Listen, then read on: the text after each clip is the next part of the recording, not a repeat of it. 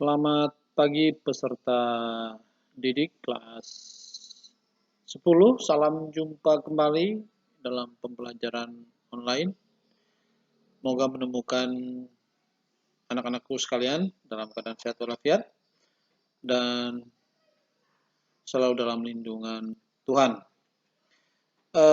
Setelah sekian lama kita libur karena ada libur Paskah dan sebagainya, kali ini kita akan kembali lagi mengikuti kegiatan pembelajaran jarak jauh atau PJJ seperti biasa. Nah, pada materi kita kali ini kita membahas pada bab 11, wawasan Nusantara dalam konteks Negara Kesatuan Republik Indonesia. Materi kita yang akan kita bahas pada hari ini. Kita membahas tentang pengertian wawasan Nusantara, hakikat wawasan Nusantara, dan fungsi tujuan wawasan Nusantara itu sendiri. Nah, yang pertama adalah hakikat wawasan Nusantara. Nah, pada hakikatnya wawasan Nusantara merupakan komponen ideologis negara dalam memulai pembangunan kesadaran masyarakat untuk bersatu dalam melakukan tujuan yang sama. Nah, tujuan yang sama itu apa?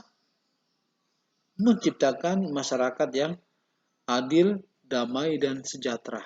Pada umumnya negara itu tujuannya adalah menciptakan kedamaian dan menciptakan kesejahteraan di dalam masyarakat itu sendiri. Itu tujuan utama daripada sebuah negara. Makanya wawasan Nusantara itu membangun kesadaran masyarakat untuk bersatu.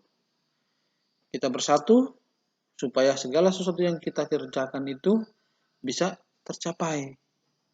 Apapun profesi kita, saling menunjang satu dengan yang lainnya dalam rangka meningkatkan taraf hidup kita semua.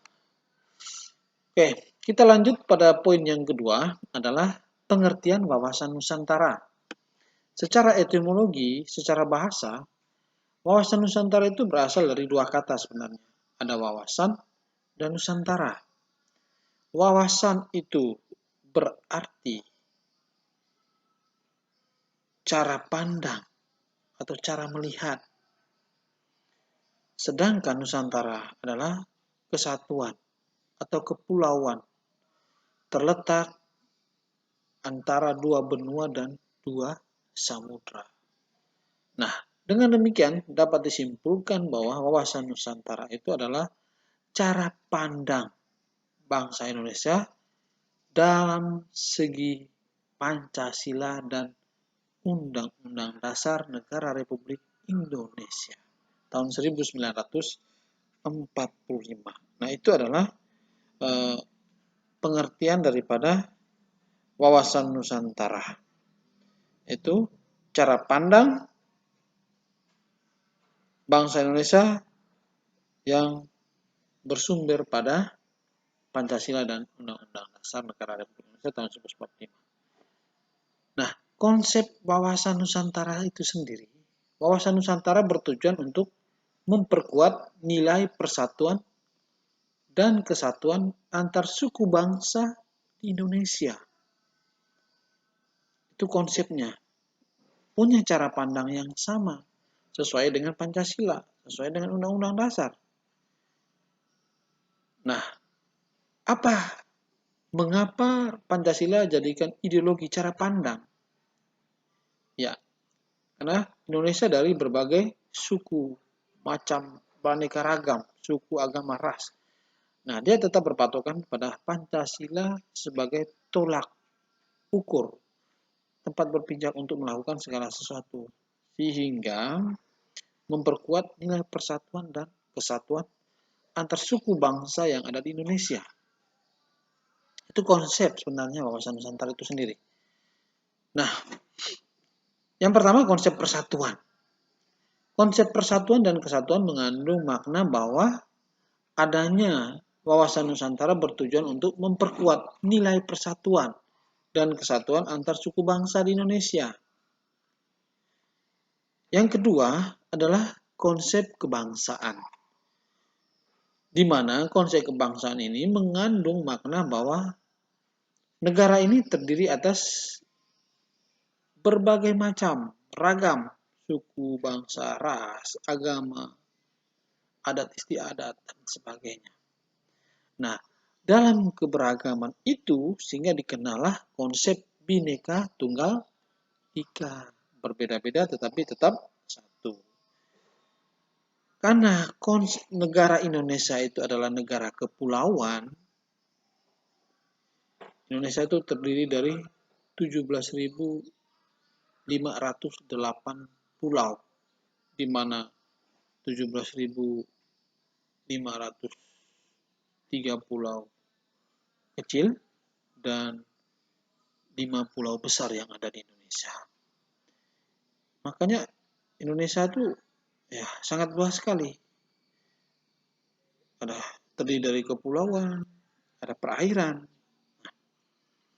Konsep geopolitik mengajak seluruh komponen warga negara untuk memiliki pengetahuan dan persepsi tentang letak geografis yang strategis. Bahwa Indonesia ini adalah negara yang sangat strategis di antara dua benua dan dua samudra. Tempat persinggahan selain letak secara geografisnya strategis, alamnya juga menyimpan berbagai macam kekayaan, baik itu di darat maupun di air, perairan. Sangat luar biasa. Itu merupakan konsep daripada wawasan Nusantara. Nah, yang berikutnya adalah unsur wawasan Nusantara. Yang pertama adalah wadah. Wawasan Nusantara menjadi wadah kehidupan masyarakat dalam berbangsa dan bernegara yang meliputi semua wilayah Indonesia yang mempunyai kekayaan alam. Itu makna daripada unsur wadah. Yang kedua adalah isi.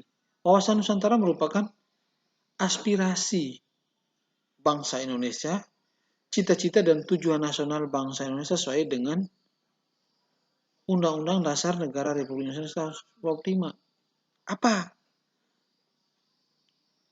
Cita-cita dan tujuan melindungi segenap bangsa Indonesia dan seluruh tumpah darah Indonesia. Yang kedua, memajukan kesejahteraan umum. Yang ketiga, mencerdaskan kehidupan bangsa. Yang keempat, ikut melaksanakan ketertiban dunia yang berdasarkan kemerdekaan, perdamaian abadi, dan keadilan sosial. Itu adalah tujuan daripada negara.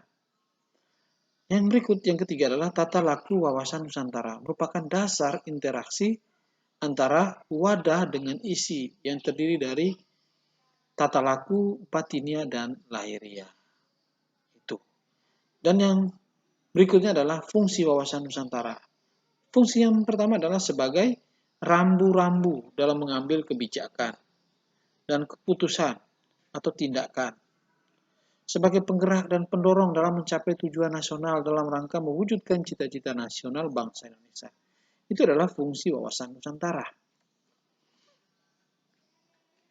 Itu yang pertama sebagai rambu-rambu dalam mengambil kebijakan, dan yang kedua adalah sebagai penggerak dan pendorong dalam mencapai tujuan nasional.